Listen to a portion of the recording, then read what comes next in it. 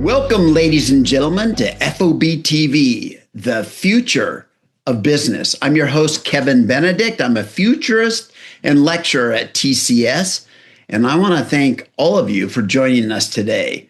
Now, today I'm particularly excited about this episode because it's really pulled right out of the headlines that we're seeing every single day. So, I reached out to a good friend of mine. He's my go-to guy around supply chain management and supply chain risk and all this. Joe Carson. Joe, welcome to the show today. Great to be here again with you, Kevin. Always enjoy it. And very, very timely too. Awesome. So Joe, talk to me about your background. I know a lot about your background, but those who haven't met you yet, I want them just to hear your level of experience and what you've done throughout your career. So why don't you walk us through that? Yeah, thank you. And first of all, thanks for asking me to come on, especially now, like you mentioned, conversations about supply chains and especially tariffs are all in the news now. And I think that my perspective, based upon having a little bit of gray hair and a lot of experience and having my butt kicked a little bit in the business world, might offer a great perspective for some younger folks who may not have been through some of this stuff. So to your point, just quickly, past several decades in supply chain management, senior level positions, starting back with Lucent Technologies, if we remember that company, an AT&T spinoff, now defunct, sold into another company, as their chief procurement officer, various supply chain roles, including also chief procurement officer at Micron Technologies, a semiconductor company that probably will come up in our conversation. Yeah. And then most recently in supply chain risk management and other supply chain consulting roles. Oh, that's terrific. So where are you calling in from today, Joe? Atlanta, Georgia. Happen to be down in the very warm southeast coming today. Yeah. So over the course of your supply chain career, Joe, you've had to work through all kinds of different economic environments, political conditions that might come up, all kinds of different extreme events, whether those are wars or hurricanes and all that kind of stuff. But I want to focus today on the globalization of supply chains and why that trend seems to be reversing today. Talk to me about that. Yeah, it's fascinating. And I think, especially when you have a historical perspective that you can kind of remember back to why we did some things back several decades ago and that rationale, and kind of see, well, I could see how now the situation has changed and we have to kind of change our perspective. You go back to the 90s and 2000, and I think about, well, what was the business environment then? And for those of us that are old enough to remember that, business was booming. You were just really only held back by your capacity and ability to deploy capital and grow. United States was doing super as an economy. In fact, we were coming off helping out folks that had been decimated maybe during World War II. So you had companies in Eastern Europe or Japan that we were helping out for good reasons, because we needed them. We needed their expertise as we looked to grow and develop our own technology. And then there was this country way over, far ways away. It was a long airplane ride to get there, usually, 2 flights to get there, called China. And they were developing their own, industrial base as well. And we said, hey, let's help that country out because they're a great source of low-cost labor. And we could take advantage of that. We could work with them. They could grow. We could grow. Sounds like a great thing. Let's help them grow in a way that benefits us. Let's balance our deployment of help and aid in a way that is beneficial and in balance with satisfying our needs. Yep. So we got started on that. I mentioned Lucent Technologies. So, when I started with them back in 2000, we were moving much of our supply base over to China. We're doing that, especially after the dot-com bust. So we went from the 90s, things are going great, go. Then all of a sudden the dot-com bust. And it's like, golly, you got to focus on cost. And we got to take cost out fast to be able to compete globally with all the global players we had there. And what were companies doing? They were moving their their production over to China. That was the way to do it. We were taking out costs, not like 5% or 8%, but 30 to 40%. And those are the things we had to do to compete globally. Now, once you get that started, of course, that becomes a slippery slope. And once you start sliding down that slope, away you go.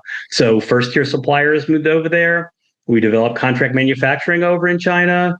They had developed the supply base underneath that supply base, and then the supply base underneath that supply base, till eventually almost all of the production capability and capacity that was here in the US was now over in Asia. Even semiconductors, as I mentioned, I was with Micron as well, that went from US based to being Taiwan based. Most of it was moved over to Taiwan, to the point where you see now and you go, golly, that was a good idea, but maybe we took it too far. Yeah. We certainly got to see that during COVID, right? We couldn't get PPE, and we're realizing, what's rare earths about? Never heard of that before. Golly, we don't make any of that here.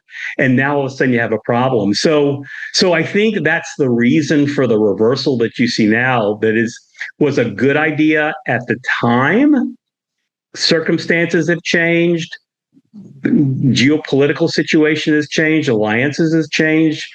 Trust, suppliers, countries, all that has changed. And it's time to take a fresh look at it and make a decision based upon what we need to do now.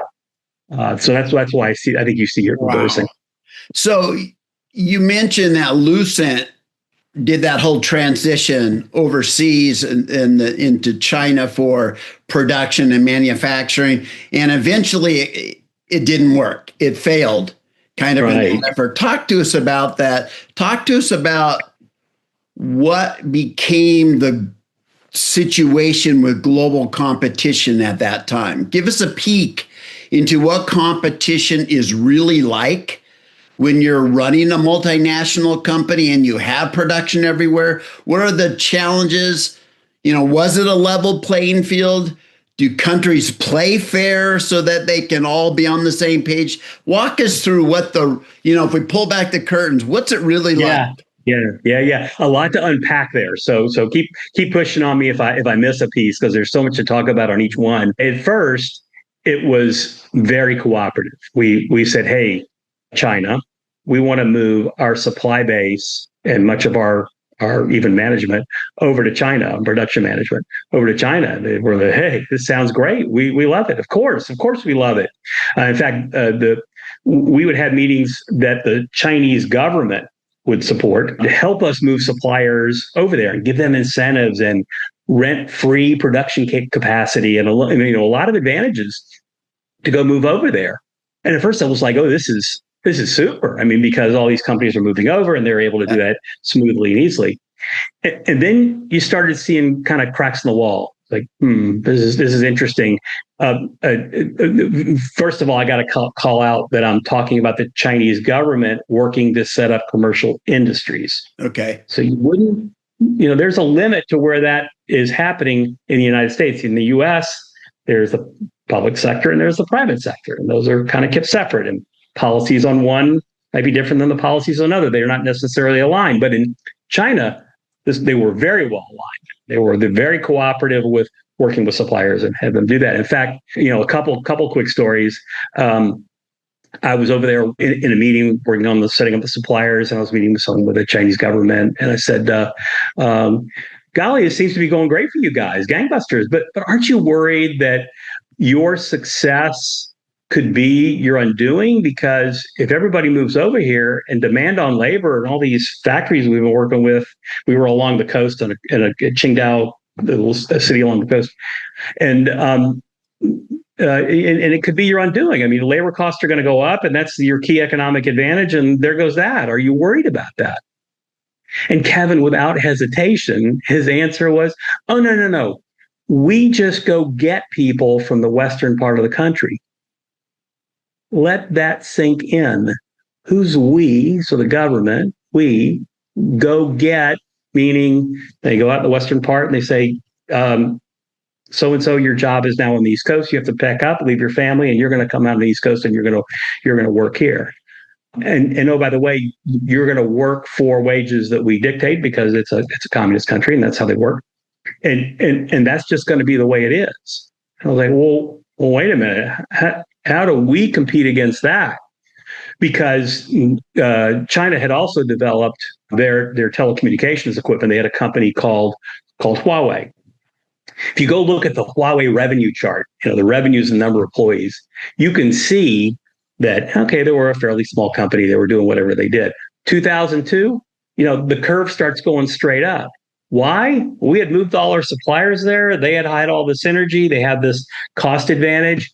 And all of a sudden, they could do things that we couldn't possibly do. And so Lucent was caught in a marketplace where we were having to compete with them for business on the sales side, and we couldn't compete on cost. I mean, their cost was consistently lower than ours. And so as a senior executive, as chief procurement officer, you can imagine I'm called into the C-suite a few times and says, Joe, we have a cost problem. It's got to be, you're not negotiating hard enough. You're not doing a good enough job. You need to, sleep less, work harder, something, get our costs down. Geez, I think we're doing a great job negotiating. All my data said I was doing a good job. So I had someone on my team that joined us from Huawei. And I said, can you help us with an analysis of an area that you know about and do an analysis of our costs versus what you recall from Huawei? And sure enough, she came back and said, oh, your costs are like within 5%. I mean, no way they're competing on this little bit of difference between the two. And so it was clear that what the problem was the subsidized labor costs of the Chinese government, public sector, working with the Huawei, supposedly private sector, because there's no such thing, right? It's all one thing, was helping them out to the point where that was the problem. And so what ended up happening, Lucent struggled to, we had to fight for every order. And if we did it, we had to do it at margin or below, maybe no margin, at a loss, which ended up, oh, by the way, not without impact. People lost their jobs. The company ended up being sold to Alcatel in 2007. So, well, that wasn't fair. I know our intentions and our philosophy and what we hoped would happen was wonderful. Yeah. Wonderful. The reality was it's a tough global world, and we couldn't quite count on, the people that we had just befriended to cooperate in the marketplace. So it was in that world, it was a different economic system and a different political system, and the combination of those could just work to disadvantage you guys. Yes. I think back to that time and I said, well, were we stupid? And I was like, well, no, given the situation then, it felt like a good move. Yes, with its pressures. Why are you moving out of the United States? Well, it's what we have to do to globally compete. We can just have the company go under. But that's what we needed to do. Well, I would say the other part of that is at Micron we had some of the same elements of that. Not so much on the cost side. Well, I guess I should say in addition to the cost side, also on the IP theft side. So you have to worry about you put technology over outside of your country, and then someone can take your technology and we see that in the news today. We see those kind of issues. Say people being arrested for IP theft.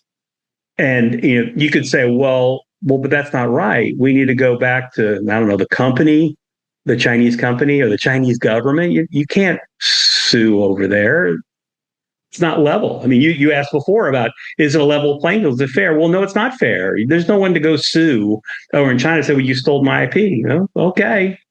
Not because they're necessarily bad people. It's just a different culture that you have to understand. It's a different way of thinking about the competitive landscape and their role as a competitor. And that's just the way it is. The world is tougher than my perception is most people have an appreciation for. Again, why I'm thrilled you and I are having this conversation. So I imagine also with these large global multinational companies that depending on the geography and the product line, your relationship with a supplier, you might be a competitor on some product lines. You might be a supplier to them, or they're a supplier to you. They might be a customer of yours. They might be your partner. I mean, I could just imagine that there's a lot of that going on. And so who who can you trust at what point? Yeah, it's a great question, and one we end up spending a lot of time thinking about and trying to find that balance. And I think about the philosophy I tried to set forth with my procurement team, which is how do we want to kind of be with our suppliers, and the way I want to be with them is tough but fair. Mm-hmm. Right? I want to be their best customer. What does best mean? Best means I push them because I have my shareholders that I have to take care of. I want to be fair. I don't want to drive them out of business, but at the same time, I want them showing up and I want them to work hard. So to me, and it's the same thing kind of country to country. I see that a lot in the kind of the news today, where I'm not sure everybody appreciates, hey, there is an element of toughness you have to show up with every day at work. You got to kind of put on that armor. And it doesn't mean that you're not compassionate. It doesn't mean you do, what we would call bad things, but it does mean that you have to show up understanding that, to your point, you can't trust everybody, and you can't trust everything they say, and you can't trust that their intentions will take care of you. You have your own needs to take care of first, and then theirs later. And you got to kind of balance that. And that's a show up every day, have relationships with people. We could talk about strategic supplier management, the importance of knowing your supply base at the executive level, executive to executive well, really knowing their strategy and getting to know them so that one can make good judgment calls on how naive am I being? How trusting am I being? Yeah. Do I have to be careful of that? It's just a huge part of the job. So let me ask you this question. It seems like when you read the daily newspapers and publications and press that there are trading blocks that are your best friends, and then there's trading blocks when you're kind of competing and you don't have the same kind of relationship with that trading block as you do this. Is that really the case, or is this all capitalism and you have to be tough with everyone? Yeah, I tell you, I think there's not like one blanket answer. I think some of it depends on the circumstance and the way you kind of read it. I think you can be generally trusting with some, but there are some trading blocks that you've got to know to yourself, hey, they're not being fair with me, and I got to be a little bit tougher on them. And I think one of the things that you kind of caused me to think about is the fact that you've got to have some consistency in your strategy, and you've got to have some way of kind of not trusting everybody equally, right? Or starting out with one foot on the brake till you kind of get to the point where you can trust them. And we see now, efforts. We were talking about tariffs across lots of different countries and a lot of different entities. Well, we don't know if we only do it to a few, whether they're gonna, pull a trade with another country and work their products through there. I mean, the efforts we had to go through with understanding the mapping of our supply base and understanding product flows, something called homologation, kind of knowing, what's the country of origin that things really go through and how that gets broken down as you get deep into your supply chain, can get very complicated,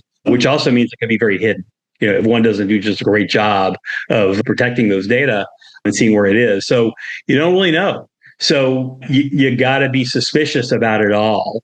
And you got to kind of know what's going on deep down. I mean, that's the job, right? That's the job of supply-based management now. It isn't just, hey, I'm going to place order to a bunch of suppliers that I'm going to pick and hope it turns out well.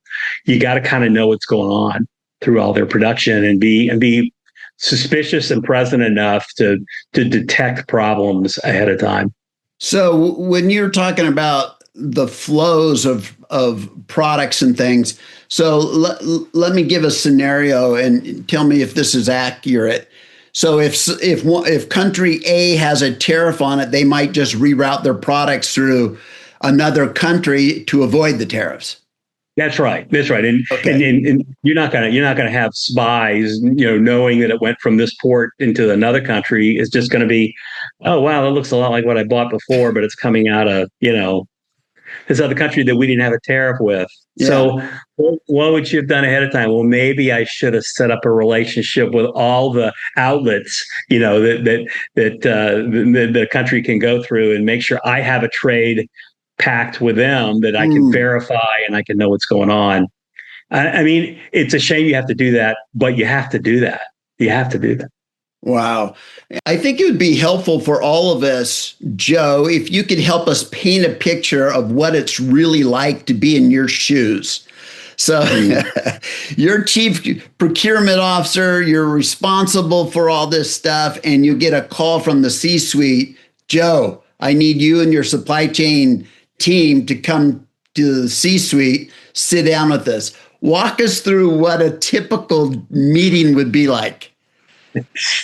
Yeah, typically those were not necessarily good news. We want to call you in, just tell you what a great job you're doing. That's all. You can head when y'all get a raise. That didn't happen. I don't think ever. So it wasn't that. The expectation would be that you would understand the tough level of play. And oh, by the way, it's true throughout the organization. So the C-suite is expecting the sales team to know their customers, know what they're thinking, know what they're playing. Even if it's not fair to know everything, they still have to know that. The same thing with all the finance team, the HR team, et cetera. They're expecting at executive level, high level play to know the things that are unknowable, to have a point of view, to have a perspective on it all, and to be prepared for any contingency. So, what I used to tell my staff is, just so we had an understanding between me and the people below me, what our jobs were. I would say, a manager's job is to manage the tasks, manage the work, manage the people. Director's job is to know their functional area and to manage their functional area, have a better view of their functional area than I have, because if I have a better view of their functional area than them, we had a very specific conversation about that. And then at an executive level, it was my job to work cross-functionally across my group, and just to make sure that our view, that our perspective, that our understanding of the world around us, that our understanding of where our risks were was clear, that we were doing our work to not be caught unprepared, to have thought about the eventualities of things not going as planned. Because that was most of the world. I mean, to set up a supply base and an entire supply chain and put it on a static piece of paper, pretty straightforward.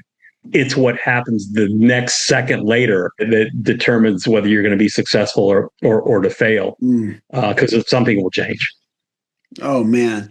So those meetings, you said, when you got a call from the C-suite, were not necessarily anticipated with eagerness. That's right. That's right. So how are they going to twist your arm? What are they going to ask and demand from your team? Yeah, I mean, as you mentioned, a lot of it focused around cost reduction, and kind of in the story I told before. Golly, we're not competing well against this competitor. It's got to be cost. It's got to be you. You've got to not be negotiating. You got to be, your team's not showing up. You're not, and you have to have an answer to that, because if you don't have an answer to that, they're going to presume incompetence. So, and you're not long lived for that job. So you've got to have a good, clear answer. I mean, one of the things I did at one company, maybe this kind of exemplifies it, is, budget cuts. And, oh, by the way, do all this, be perfect, be prescient, be omnipresent around the world, and all your suppliers know what they're thinking, and do it with 10% less staff next year than this year. And so you have to kind of figure out how you're going to manage that. But one of the challenges I gave to one of my CFOs is, hey, I'm going to have your team develop my team's return on investment. You pay us salary, you give us computers, you let us travel. That costs, an investment amount. And we give you a return in terms of savings. So measure my ROI. And, it came back 700 to 900%. Yeah. I said, well, I don't know what else you're putting your money into, like product development stuff. And you show me something else you're doing that's delivering 700 to 900%. So, wow. I mean, you kind of had to be, and I say that as kind of, that was my pushback on the challenge of, hey, we're delivering the goods, and you've got to, you're always under fire, right? Always under fire. Whatever you do, it's not going to be enough. So whenever competition beats beats you out, the C-level is going to go, it's my supply chain. Why didn't you give me better prices? Exactly. Why didn't you know this? Why didn't you figure out a way to do it that our competitors did, or so Wow. they thought? Right. So with this background, Joe, and this context, let's dig right into tariffs. Why Yeah. would a country use tariffs or weaponize tariffs for a trade war or any of that? What are the motivations behind those kinds of moves? Because they've been Yeah. around for hundreds of years. So That's talk to right. me about why a country would be motivated to do that. Yes. Great. Here's the meat of it. And I kind of put it not so much as a weaponization as a rebalancing. So, Mm, what I described, and this is a little bit where I'm just like excited to tell the story. yeah. When I look back to where we were 20, 25 years ago, we made a lot of moves that made sense then. Much of that environment has expired or changed or altered or reversed itself and be worse. My view of the current tariff situation, it isn't so much about like I'm going to punish you, I'm going to spank you for trying to compete against us. Is I got to figure out how I have leverage to change the environment to work with you. I mean, when we negotiate with suppliers every day, every day, the job is to identify and exploit leverage. That is the job of anybody buying anything. Mm, It may sound mean, may sound tough, but that's the job. I'm going to have two suppliers instead of one because I got to develop leverage with supplier A against supplier B yeah. so that I can get the prices I want. And I'll give out business based upon who responds better. So developing leverage is part of the job. So when I see what's happening today on the news, I kind of think to myself that it's like that environment you were just asking about in the C-suite. So the electoral base or the economy, calls up the our leadership and says, "Hey, show up. Why aren't we competing? I can't sue this other company and they stole my IP. I can't compete against them because they're subsidizing labor. Do something." And the way I see the tariff moves, it's hey, I got to develop some leverage. I got to get you to come to the table. I got to have something called a trade talk. It's not just about tariffs. It's about all the other non-tariff items that you got to roll into that, and you got to show up. And you got to have that tough conversation. And they're detailed and they're long, and there's a lot of escape routes.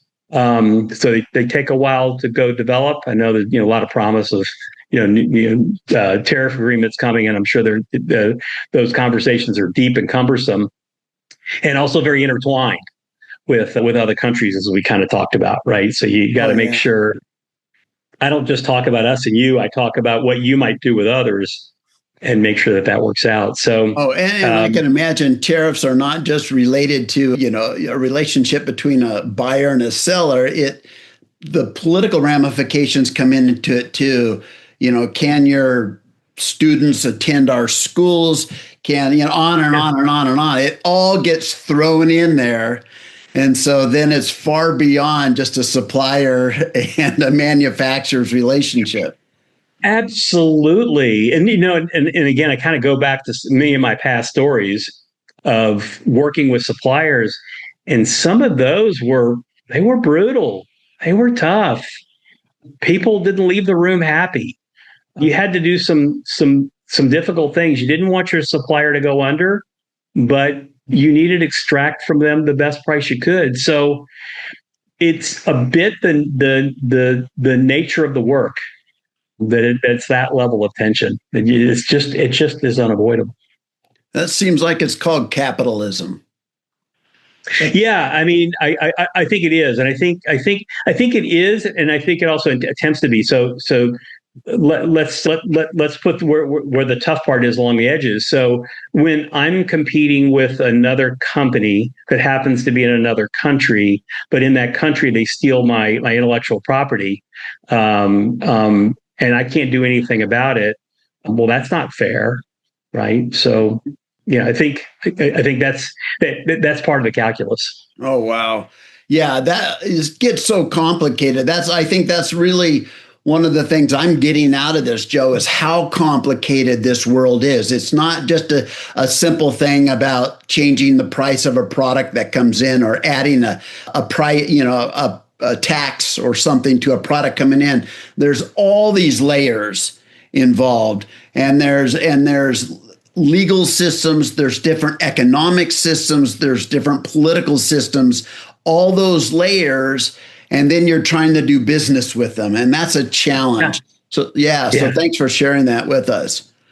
So let's switch gears here just a little bit here. Now, we've seen big disruptions in the past few years: COVID, wars, shipping delays, shooting missiles at passing ships, changing regulations and rules, international rules and country by country rules. How do you prepare as a chief procurement officer and with a supply chain that you're trying to manage? How do you prepare for that?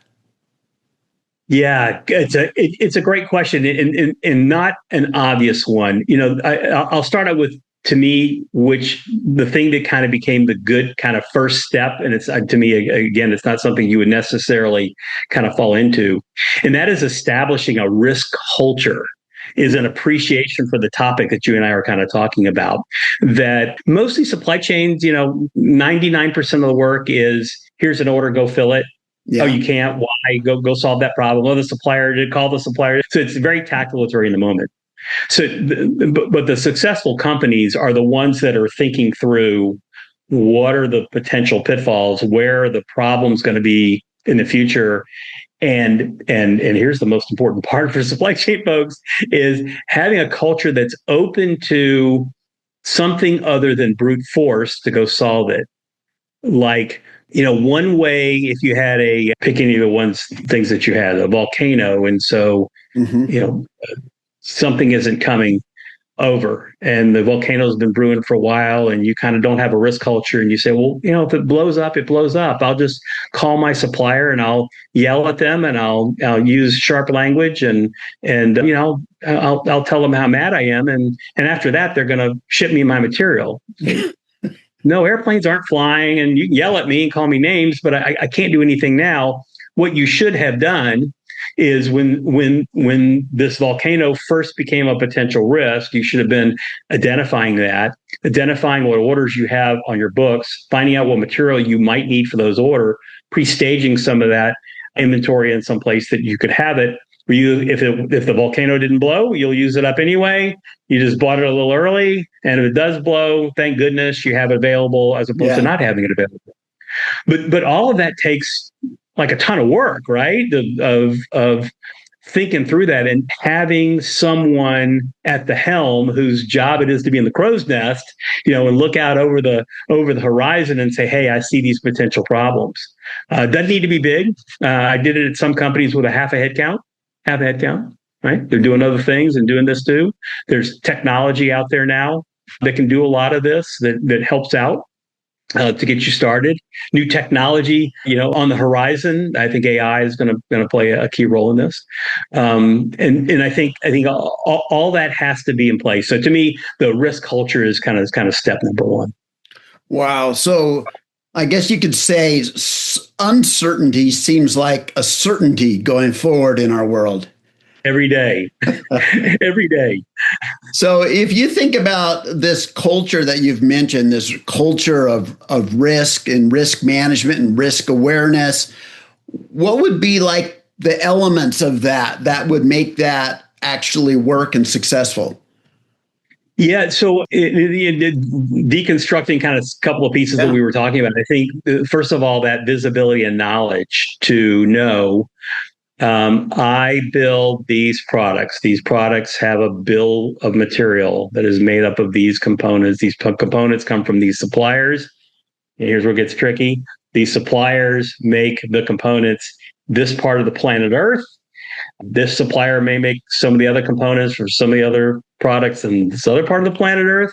You have to have a deep understanding of that. It's called supply chain mapping. So knowing and mapping your supply base throughout the world is like step one. Step two is being able to kind of track what's happening in those areas, or things that might be globally but might affect some areas or some suppliers more than others.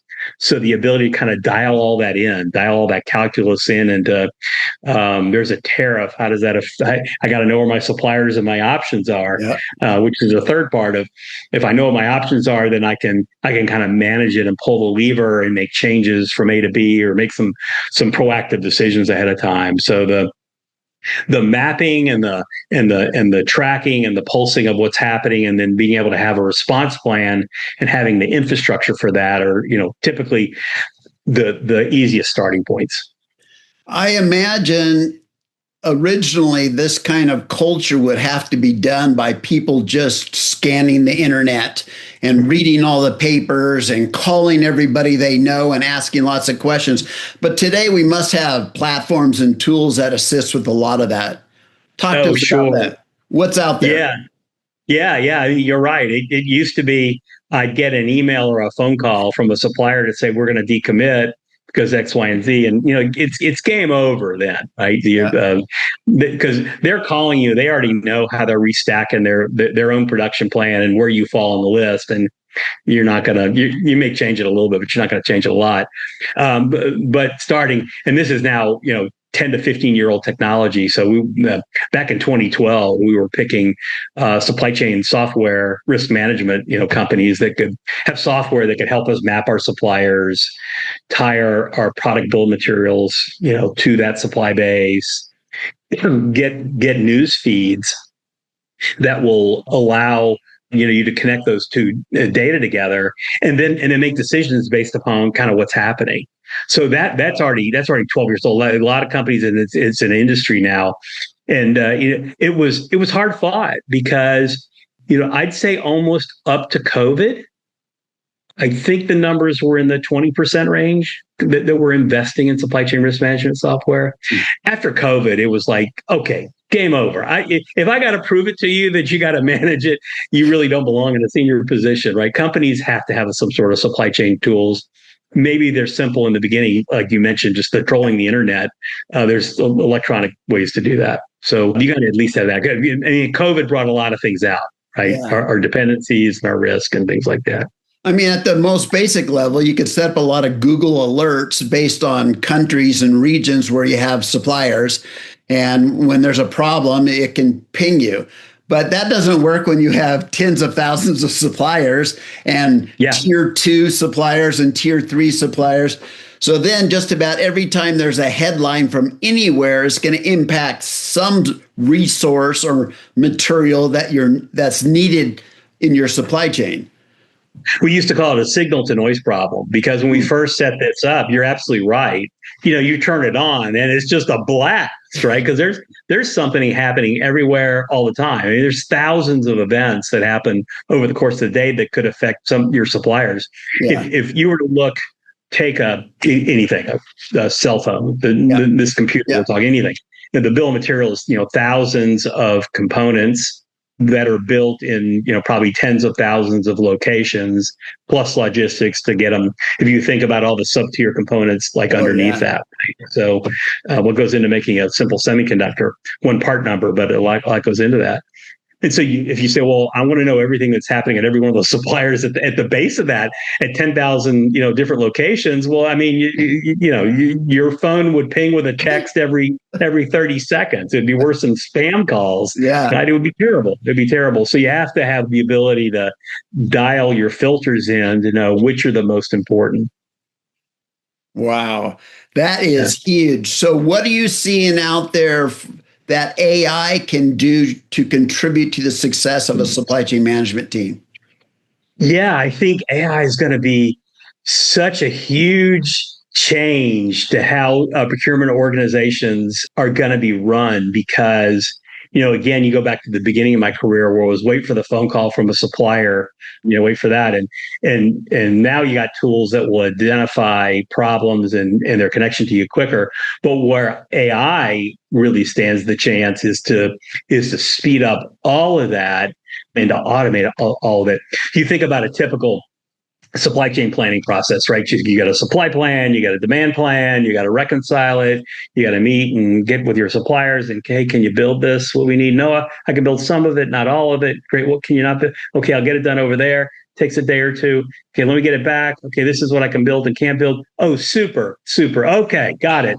So the manufacturing guy finally has, or gal finally has what they need to say, great, I can now load up my factory. So now several days later, they say, okay, factory, it's Thursday afternoon or Friday morning. Here's our build plan for next week. We have it all set. Perfect. Meanwhile, since Monday, they got the process started. 20% of that plan has changed. And certainly over the weekend, some lightning bolt hit somewhere, or volcano or an earthquake. And by the time the factory starts, building on a Monday, that build plan is expired. Now imagine AI that can now take that, and there's tools out there that are doing this.